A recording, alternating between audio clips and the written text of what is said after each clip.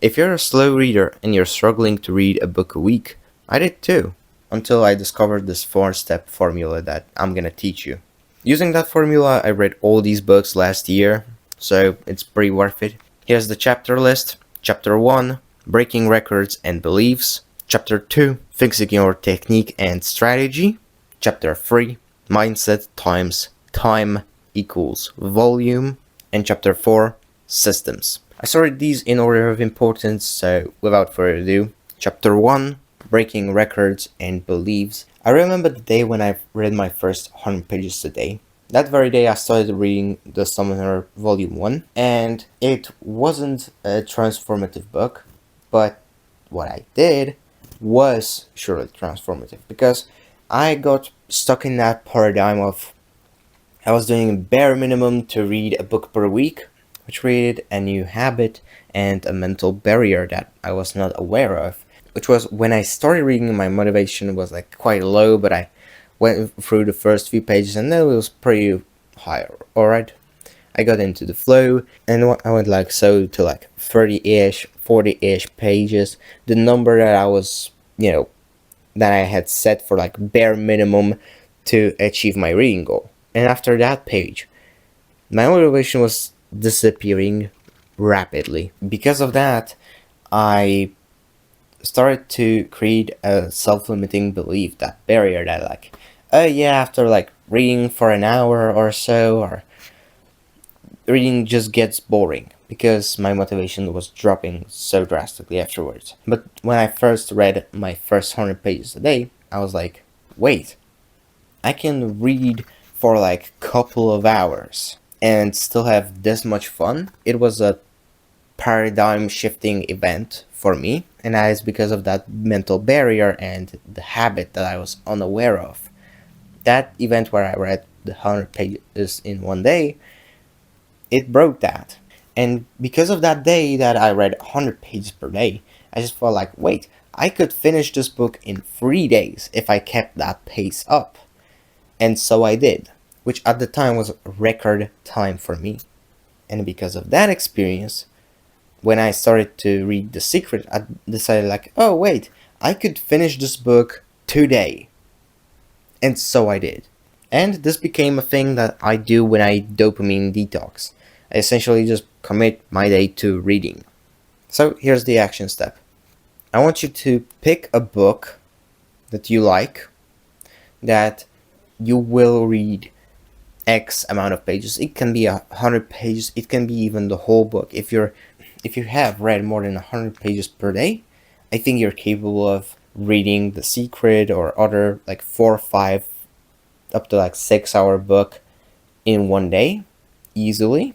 And a book that's a bit longer, like 8-9 hours, that's a bit more of a challenge, but yeah, you can do that too. And why do I want you to do that? Because it's gonna be that paradigm shifting event that's gonna change a lot in your psychology. Because this single event will make you think that, oh wait, I can actually read more than I ever thought possible. Because if I never read 100 pages per day, I wouldn't think about finishing a day in 3 days, let alone in 1 day, which I eventually did. So yeah, don't be afraid to first go for the prerequisite. First, go for your, I don't know, maybe if you're struggling to read more than like 20, 30 pages per day, maybe aim for your first 50. Maybe if you're doing like 30, 40-ish, aim for your first 100. Make the goal attainable, but also challenge yourself to do more than you thought you can do. And then follow up on that. If you fail, try again. If you failed, you didn't fail. You just made yourself sit there in one place, reading a book, making your mind focus for hours. And look at this. You didn't fuck around on YouTube or Instagram, ruining your attention span for that time. There's not much activities that are better for your focus than reading. And by completing that challenge, you gave your mind a favor. You let it rest relative to what you're doing now, which is probably frying your brain. Chapter 2, Fixing Your Technique and Strategy. Let me tell you why most of advice that you find on YouTube is dog shit. Most people, when they read, they keep the same pace. Most advice will eventually just say to you, oh, if you read faster, you're gonna finish the book faster. No shit. Yeah, it's logical, right? But then you fell into the speed reading trap, and this is why speed reading is retarded. When you speed read, you can go to the point where, like, you're not comprehending as much. You're essentially doing the same thing as when you're cleaning your car, but you're listening to a podcast at the same time.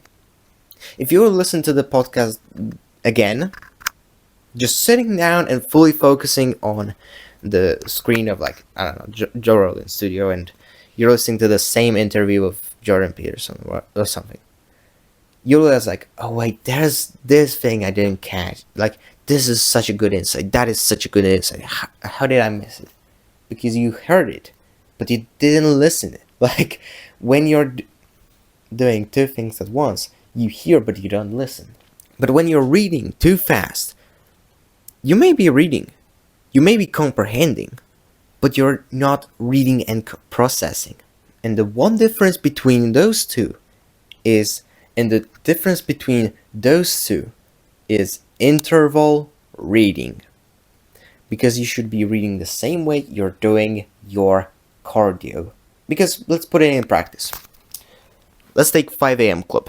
First chapter, you're best off if you just blitz through the first part until you get to the important part, where when the spellbinder starts speaking, aka the author starts, going to the point of the chapter.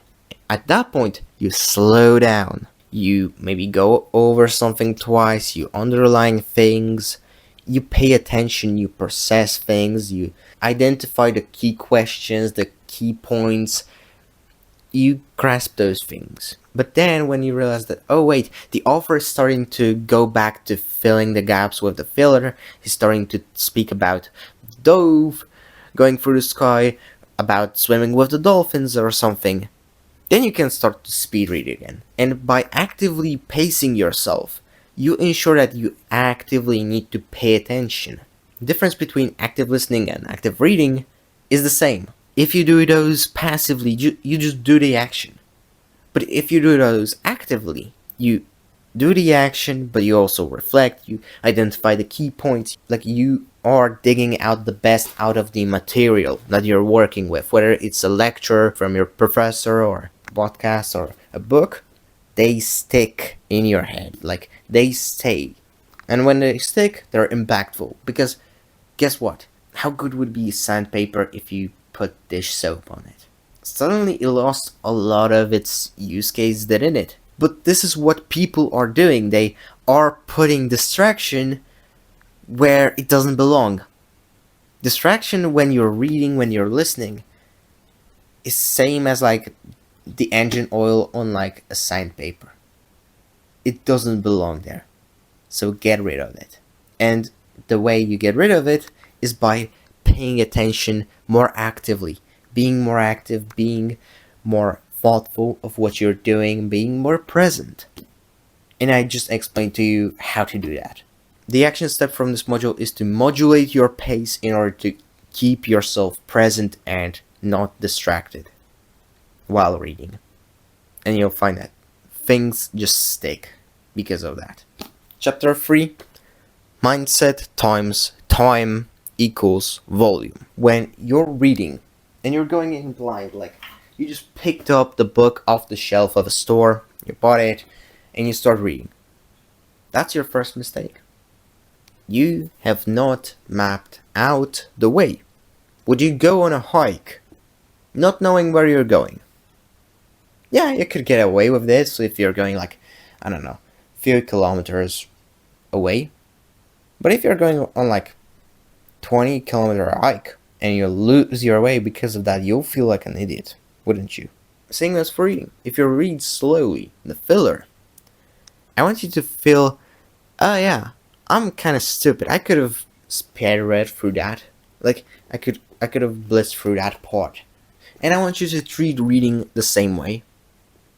If you get lost and you start to read slowly the filler, I want you to reflecting on it, you're like, damn, I could have just blitzed through that speed reading.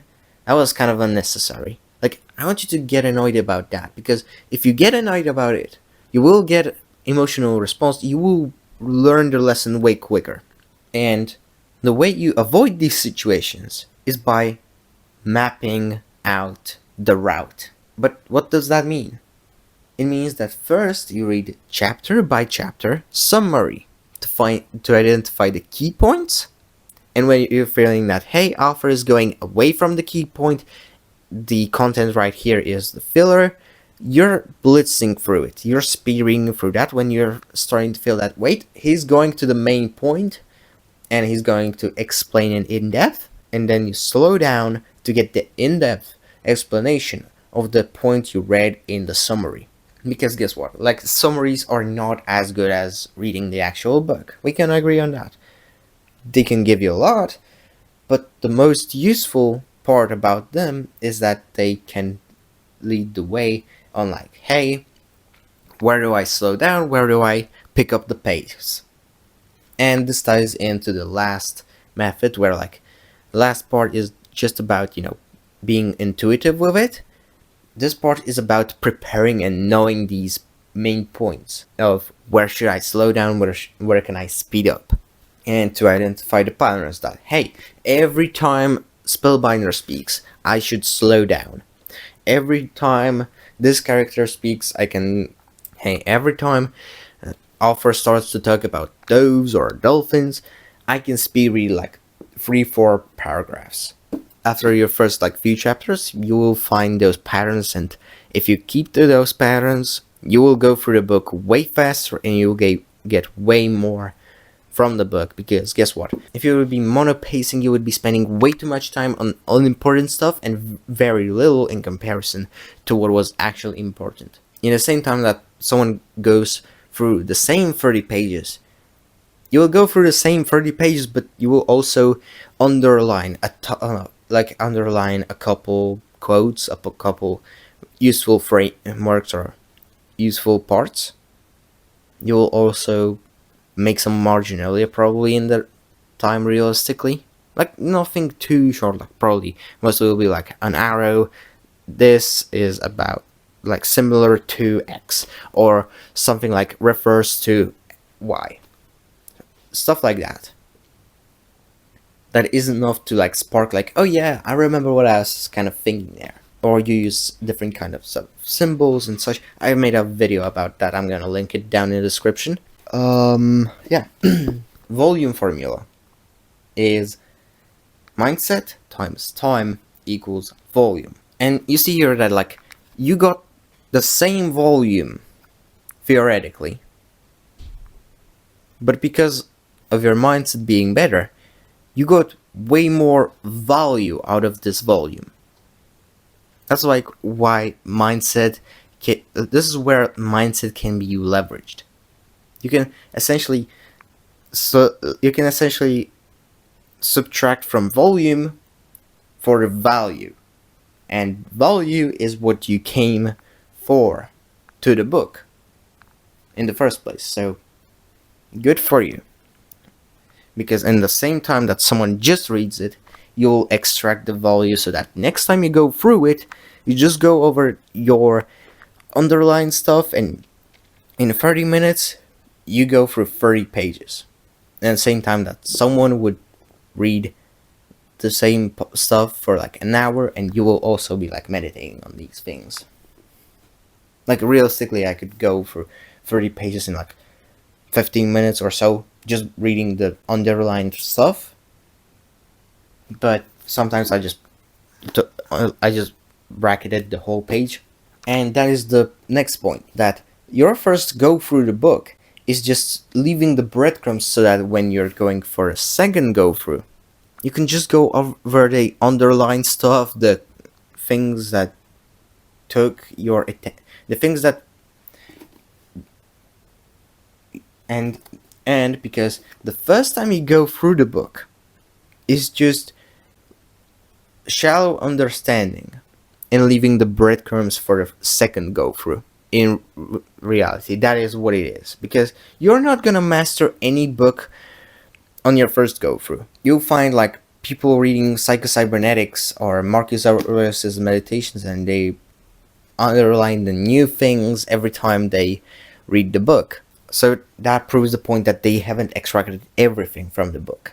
And later on, you can go through 30 pages in like 15, maybe 30 minutes if you really want to meditate on that. The same way that someone who would be rereading the book would probably spend like a bit less than an hour on that. So essentially, when you're trying to master the book, this approach will pay you dividends in hours, not in minutes, that you would save by, not doing so and just blitzing through it like every other person. But you don't want to be the every other person, do you? The fourth chapter is the least important in my opinion, which is the systems. The habits, every guide has those. Alright? But before you click off thinking that, oh yeah, I know everything here, just let me tell you one thing. If you just do systems like every other person does, you will have every other person's results. For the better results, you need to plug into your system those exact steps that I was talking about. Yeah, sure, habitualizing really helps, but don't be afraid to stray from your routine. If you feel like reading more, or you feel like, oh yeah, I really feel like going for a walk, go for a walk with the audiobook of the book you're reading. I don't care if, you've already bought a paperback of the book and now you're gonna be like kind of looking for like, okay, where's the chapter that I'm at? Even if you need to like re-listen to the chapter, go for it. Like, you don't need to stick to the book religiously. Even if you paid for it, you don't need to, only limit yourself to that medium. Just think outside of the box. And someone say, oh, but like, that's a waste of money. You can find, I bet you can find the audiobook of the book that you're reading for free somewhere on the internet in like less than 5 minutes. And yeah, someone say, oh, but wouldn't you need to pirate it or something? Are you morally incorrect if you pirate the book you already own? And yeah, this is not legal advice. It is just something that I kind of do, but only with the books that I own physically, or I own like an audiobook, or I've bought in the past, or, got destroyed. I don't condone the piracy, which is, I don't want to pay for shit, and I'm gonna, pirate the book.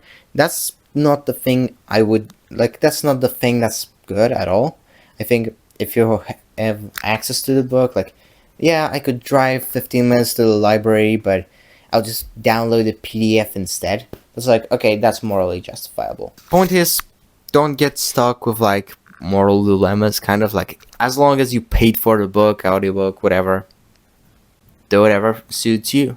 Like, even if, like, even if it helps you just slightly. Because doesn't that make sense? Like, it makes sense that, like, author will not give a fuck whether you bought the audiobook and, downloaded the PDF. Like, yeah, if you become a fan of the author and buy his next book, that's what he fucking cares of. Like, when I write my own book, I will not care if you got the PDF version, or an audiobook, or EPUB, whatever, or paperback.